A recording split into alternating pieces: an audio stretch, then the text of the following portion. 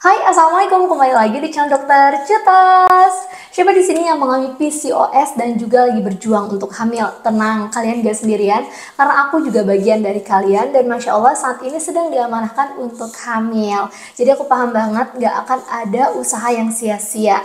Jadi buat teman-teman yang juga lagi berjuang, bisa banget nih langsung drop aja di kolom komentar, kita semangatin dan juga doakan bersama-sama. So di video kali ini aku bakal share mengenai gejala PCOS juga promil yang aku jalani hingga berhasil hamil secara alami. Sebelum kita mulai, jangan lupa support channel ini ya dengan cara tekan tombol subscribe juga lonceng supaya teman-teman dapat notifikasi jika ada video terbaru.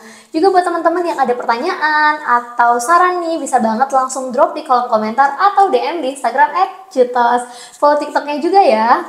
Oke, langsung aja kita mulai dari apa sih itu PCOS. Jadi PCOS itu adalah Polycystic Ovarian Syndrome. Sederhananya adalah gangguan keseimbangan hormon pada wanita di mana hormon cowok atau maskulinnya itu lebih tinggi. Akibatnya muncullah gejala dari PCOS ini. Yang pertama, anovulasi. Jadi menstruasinya tuh jadi nggak teratur, bisa 2, 3, 4, 5 bulan sekali. Begitu mens itu cuma spotting atau flek-flek aja. Ini tuh berasa banget ya di aku. Aku tuh bisa mens itu 3 sampai 4 bulan sekali. Begitu mens itu ya cuman flek-flek aja gitu. Yang kedua adalah hiperandrogen. Jadi ini bisa dibuktikan secara laboratorium, bisa juga secara klinis, yaitu dengan tumbuhnya rambut-rambut di tempat-tempat yang nggak lazim. Yang ketiga, saat USG ovarium nih akan tampak sel telur yang kecil-kecil dan juga banyak. Jujur aja ya, waktu sebelum nikah itu kayak ngerasa mens 3-4 bulan sekali tuh ya santai aja gitu, nggak repot. Nah tapi ternyata ini tuh jadi masalah yang besar banget setelah menikah. Yap, sulit hamil. Jadi kita kayak butuh effort yang lebih besar gitu untuk bisa hamil dibandingkan teman-teman yang lain. Semangat! Oke, jadi saat ini tuh aku lagi hamil anak kedua ya. Mungkin teman-teman pernah dengar gitu pada pasien PCOS itu setelah menikah menstruasinya tuh bisa lebih teratur, dan juga setelah punya anak pertama, punya anak kedua itu lebih gampang.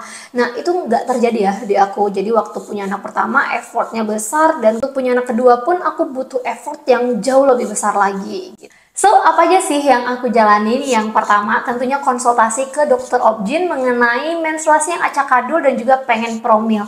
Jadi nanti kita akan diberikan obat hormon supaya menstruasi. Yang kedua, kembali lagi nih kontrol ke dokter obgyn saat menstruasi hari kedua atau hari ketiga. Tujuannya itu adalah untuk pengukuran dan juga pengecekan sel telur. Jadi waktu itu sel telur aku tuh cukup banyak dan juga variatif, tapi ukurannya tuh kecil-kecil banget, di bawah 5 mm. Jadi sel telur yang siap untuk dibuahi itu berukuran sekitar 18-24 mm. Nah, advice berikutnya adalah setelah bersih menstruasi berhubungan 2 hari sekali. Nah, jadi fun facts-nya itu adalah sel sperma yang sehat itu bisa bertahan di tubuh wanita itu 2-3 hari.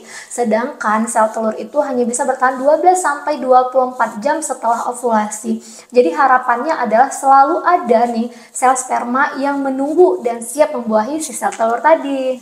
Nah, jadi kan tadi ceritanya PCOS itu kan sel telurnya kecil-kecil, makanya terlalu sulit nih untuk terjadi pembuahan. Sehingga apa sih yang harus kita lakukan untuk memperbesar si sel telur ini supaya terjadi pembuahan? Yang pertama, pastinya jaga pola makan. Pola makan seperti apa sih yang aku lakukan? Jadi yang pertama, untuk karbohidratnya, aku mencoba untuk mengurangi karbohidrat simplex. Contohnya kayak nasi putih, aku mencoba mengurangi dan juga mengganti pelan-pelan ke karbohidrat kompleks. Contohnya kayak umbi-umbian, mungkin teman-teman juga mau gandum ataupun nasi merah.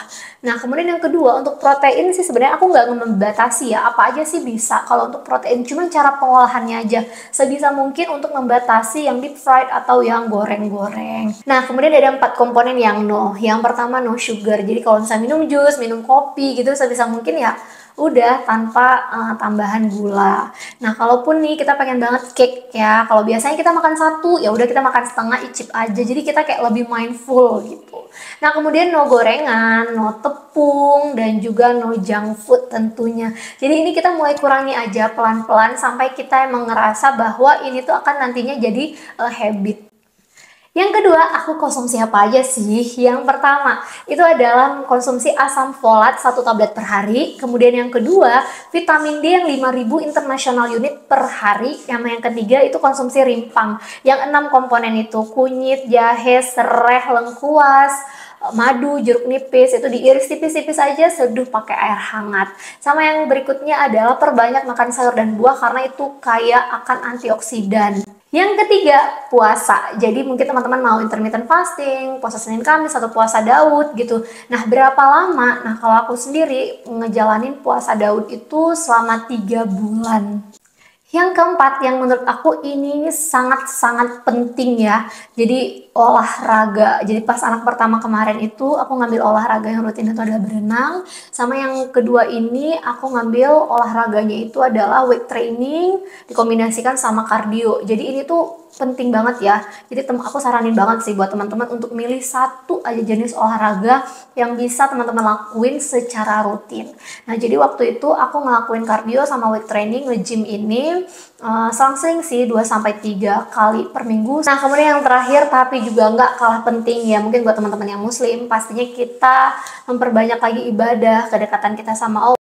Oke, sekian aja video kali ini. Semoga bisa ada manfaatnya. Silahkan share ke teman-teman pejuang garis 2 lainnya.